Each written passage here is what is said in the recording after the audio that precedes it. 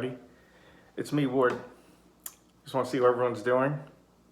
Everyone's home and spending time with their family and enjoying each other and really thinking about, all the things we can do to help others in this time. And I just want to remind you of a Bible verse that, really brings it all home. Don't do anything to get ahead. Do it because you're proud. Instead, be humble and value others more than yourselves. Philippians chapter 2, verse 3. That really says a lot, and I just hope that everyone is safe and following the guidelines, and we'll see you all really soon.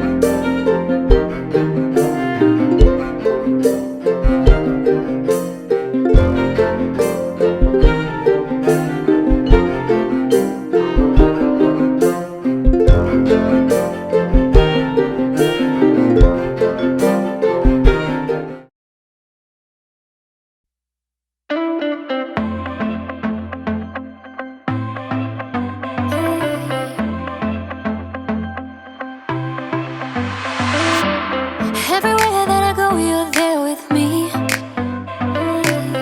Even in the night when I cannot see, I know you're by my side and I will be just fine. Oh God, you're always good to me. I wanna say thank you, thank you. I will live my life to praise you, and lift you high. Every night and day I'll follow in your ways. I wanna say thank you, thank you.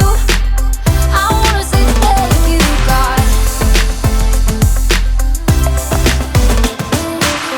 Every breath that I take, you give to me. Every brand new day is a blessing. I know you're by my side and I will be just fine. Oh God, you're always good to me. I wanna say thank you, thank you. I will live my life to praise you, and lift you high. Every night and day I'll follow in your ways. I wanna say thank you, thank you. I wanna say thank you, God. I wanna say thank you for mercy and kindness, for grace that is endless, love and forgiveness.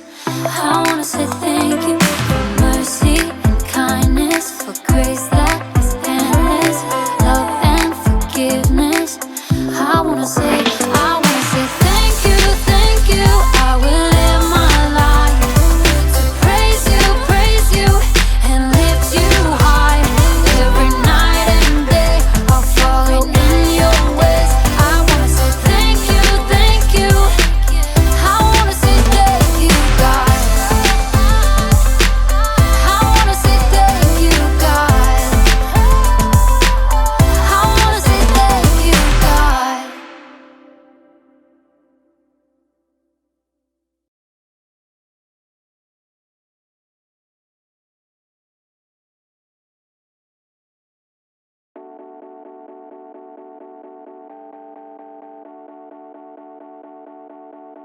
Hey, this is Jacob, or, just Jake. Is everyone okay? There was like an earthquake or something in my room. I didn't feel it when I was outside my room, but then when I came in the room, everything was turned upside down. My table, my bed, also known as my couch, my Ferrari, my sculpture,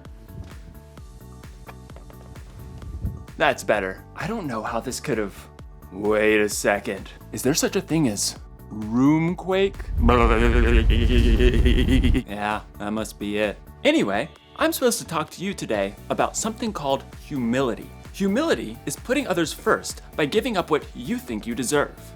So that means like doing stuff for others, I guess? Like my friend Chris. He's really good at humility. I mean, he humiliates me like all the time. Am I saying that right? Humiliate. Humiliate. He shows humility to me. He's super busy, but he always takes the time to put me first by playing his April Fool's surprises on me. Like the time he put my keys in Jell-O. Or the time he made me a tray of brownies.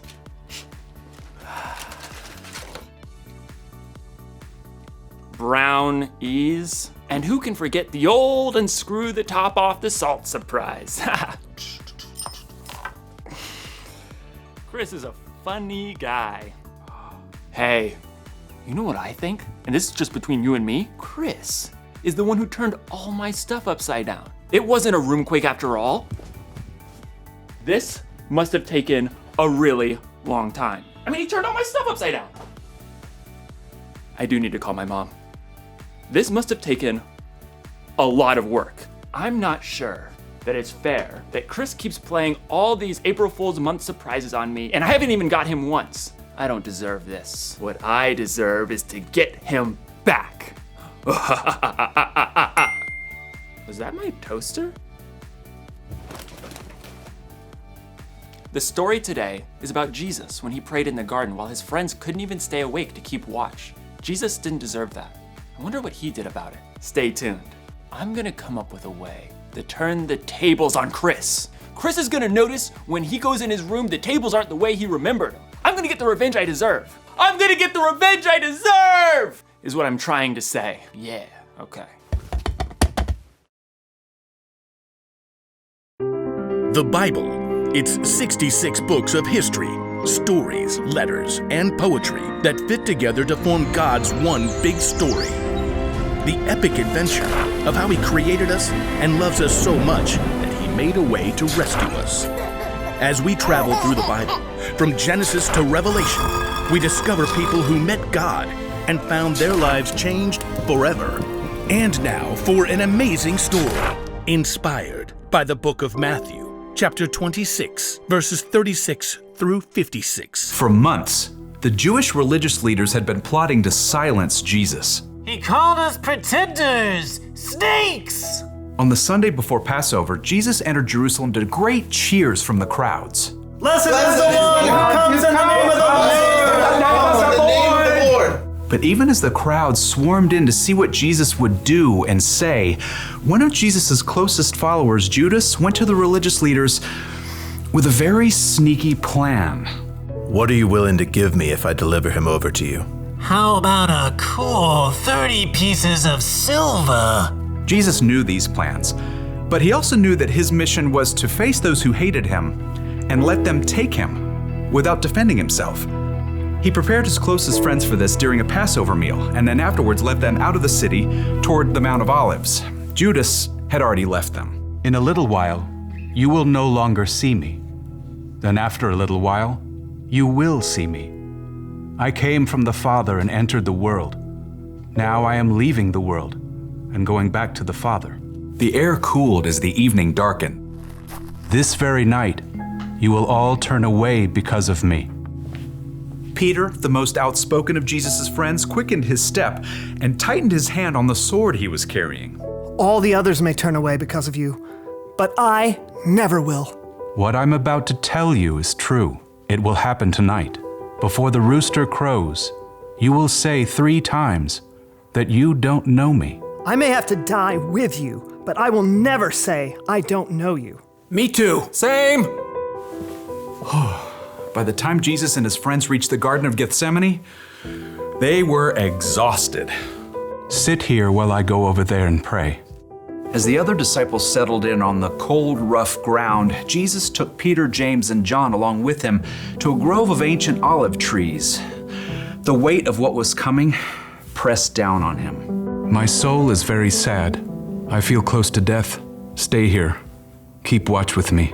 We're here for you. We got this. Prayers. The three friends found seats among the knotted tree roots, and Jesus went on a little further. Then suddenly, he fell down on the ground, face first into the dirt. Words poured out from deep inside. My Father, if it is possible, take this cup of suffering away from me. But let what you want be done, not what I want. After a short time, Jesus returned to his friends. They had all fallen into restless sleep. Jesus touched Peter's arm.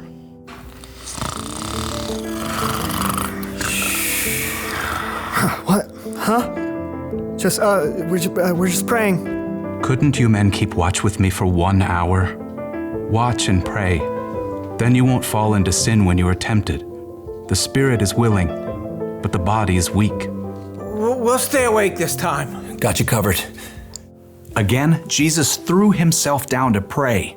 His pain was so deep, blood and sweat beaded on his forehead. My Father, is it possible for this cup to be taken away?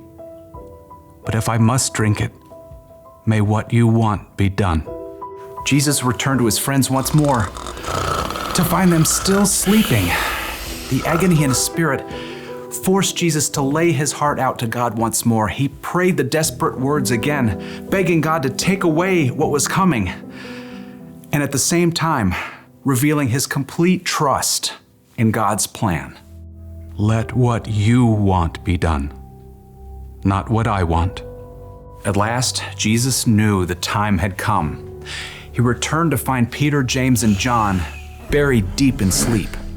Beyond them, his other followers slept too. Are you still sleeping and resting? The disciples struggled through a fog of sleep, blinking and yawning. Below them, torchlight showed an angry mob climbing up the hill. The men were waving swords and clubs, shouting as they came. Look, the hour has come. The Son of Man is about to be handed over to sinners. Get up, let us go. Here comes the one who is handing me over to them. Jesus' friends staggered to their feet, and Peter clutched his sword. As the mob marched closer, they could see the man in front of the mob. It was their friend Judas. Judas? What are you doing? The mob had been sent by the Jewish religious leaders. Judas had already explained to them that he would greet Jesus with a kiss, so they would know exactly which man to arrest.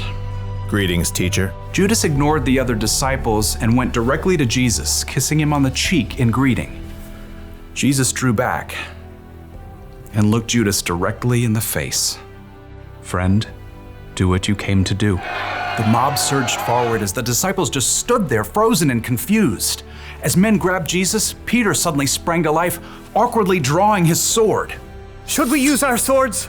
Peter didn't wait for an answer, but he struck out wildly. His blade sliced right through the ear of the high priest's servant. Oh! Stop this! Jesus touched the servant's ear. Immediately, he was healed. Put your sword back in its place. Do you think I can't ask my Father for help? He would send an army of more than 70,000 angels right away.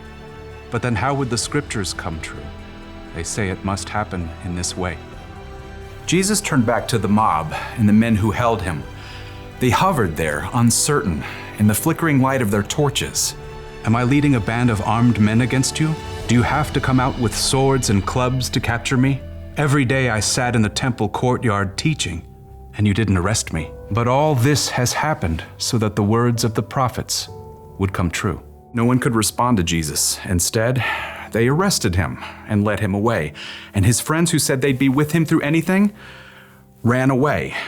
Jesus made the choice that would bring life to everyone, but that would cost him everything.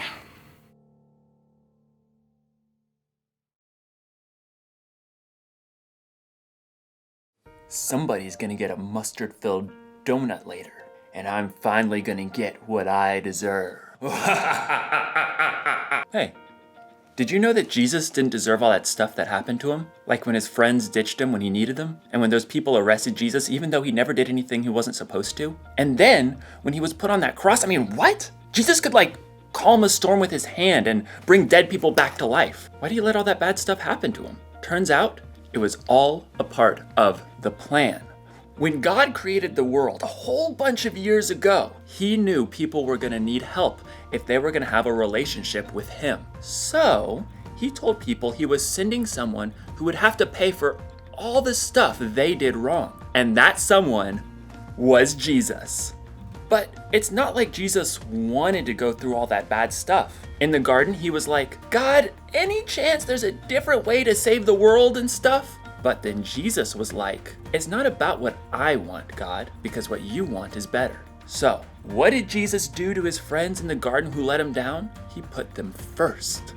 And what did Jesus do to those people who arrested him for no reason? He put them first. And what did Jesus do for you, me, and the whole world? He put us first. It's kind of an upside down way of doing things. Putting somebody else first for no reason when they don't earn it or when they may not even deserve it. I bet we can put people first like Jesus did. You know, we could let someone else pick what restaurant to go to or what video game to play. We could give up our place in line sometimes. Or when someone surprises us by turning our room upside down, we could choose to not get even. So, here's the one thing I learned today. Put others first. It's not about what we deserve. It's not about what we want. What God wants is better. So, April Fool's month or not, I'm gonna put people first. And Chris, if you're watching, keep the surprises coming. But I won't be taking my revenge. I'll just be sitting here, getting what I truly deserve. A delicious mustard-filled donut. Ah, that's some good stuff right there.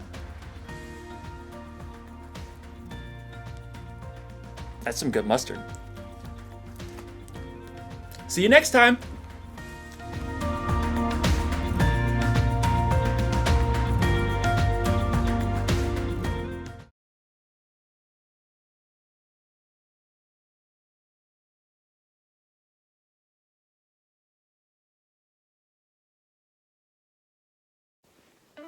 Our memory verse this month is don't do anything only to get ahead. Don't do it because you are proud. Instead, be humble. Value others more than yourselves. Philippians 2:3, NIRV.